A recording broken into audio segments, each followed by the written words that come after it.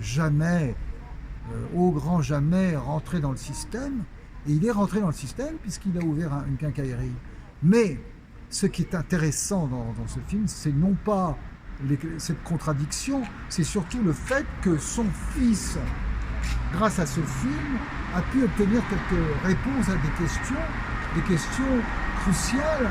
Mais papa, ça consistait en quoi à faire la révolution?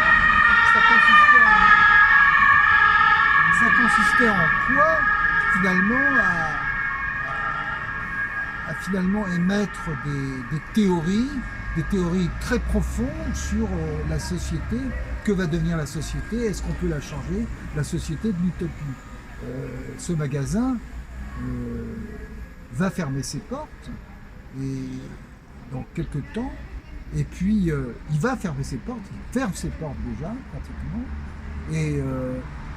Et avec lui, tout un ensemble de rêves s'évapore, puisque dans ce magasin, beaucoup de témoins étaient venus pour témoigner sur mai 68, sur les accointances avec le père, les rapports qu'il y a eu, très amicaux. Certains sont devenus médecins, certains n'ont rien fait, et beaucoup d'autres sont entrés tranquillement dans la société, cette société qu'il réprimait, pas qu'il réprimait, mais qu'il détestait. Alors qu'est-ce qu'ils disent les autres qui arrivent? Ils parlent aussi. Les mecs oh, ils parlent on aussi. était ensemble, Ah oui, mais entre ce qu'on dit et ce qu'on fait, c'est comme ça qu'ils parlent.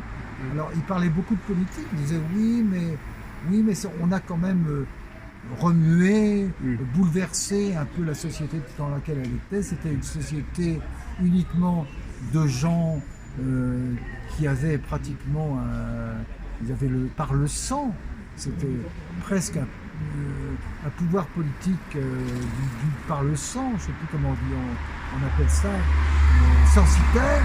Héréditaire même. Ouais, censitaire on disait, le pouvoir censitaire, c'est-à-dire c'est un pouvoir uniquement basé sur le pouvoir des parents, les impôts, de la famille et de tous ces gens qui se connaissent entre eux, et il n'y a pas moyen de faire une place aux jeunes qui vont arriver.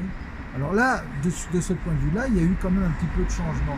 Mais on est toujours resté dans une société bourgeoise, comme l'était la société bourgeoise de la Révolution. On sait bien que Danton était un bourgeois, c'était pas un homme du peuple. Et toi-même, mais grâce aux bourgeois, il a pu y avoir quand même le tiers-état qui a pu rentrer dans le pouvoir.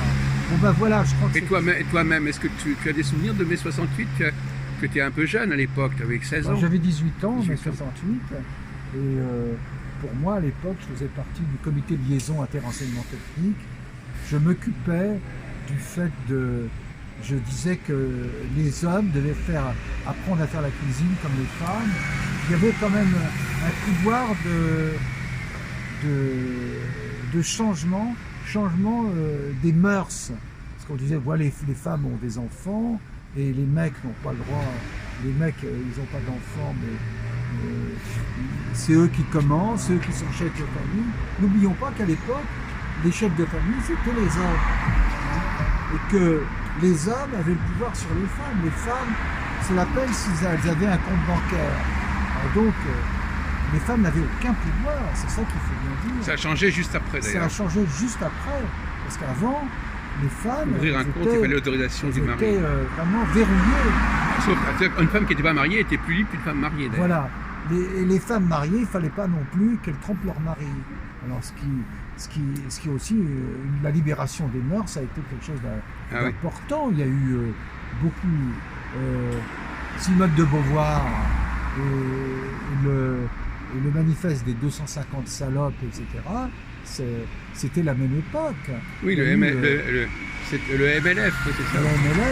Il y a eu le film d'Agnès Varda qui était beaucoup plus loin, l'une chante, l'autre pas, sur les femmes, mais les femmes avaient du mal quand même à se réveiller. S'il y a eu quand même la méthode Ackermann de l'avortement, qui était... je me souviens très bien qu'à Jussieu, il y a eu ça, pas à Jussieu, mais à Sancier-d'Aubenton, il y avait des femmes qui tombaient dans les pommes quand on leur parlait de ça. C'est-à-dire que par aspiration, on pouvait avorter. Donc il y a eu beaucoup de changements, des changements qui sont très difficiles finalement à répertorier. D'abord parce qu'ils sont nombreux et parce que ça demanderait beaucoup de temps pour en parler. Mais mai 68, c'est aussi Libération, c'est aussi